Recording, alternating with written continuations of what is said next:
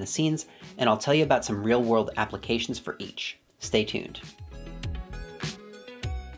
Before I start throwing numbers around, I thought it would be a good idea to briefly discuss the concept of interest to make sure we're on the same page.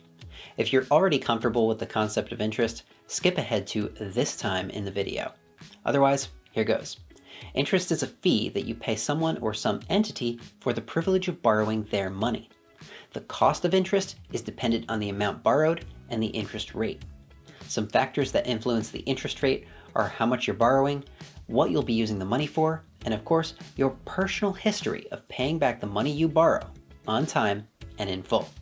If you're borrowing a large amount of money and you have a spotty history of paying that money back, you can expect to be paying a lot of interest. That is, if you can find someone willing to let you borrow money at all.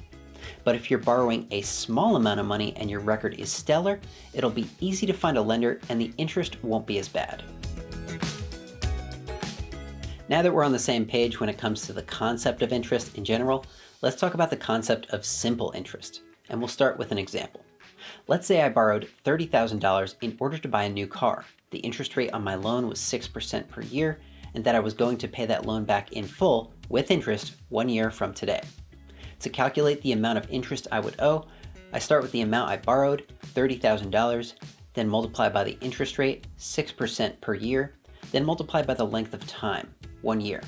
The result is $1,800 in simple interest. Pretty straightforward. Give this video a thumbs up if this is all making sense so far. Thanks.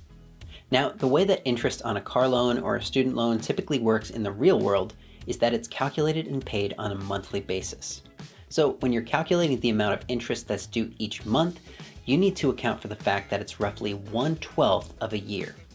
Using the numbers from earlier, again, we'll start with the amount owed, $30,000, then multiply by the interest rate, 6%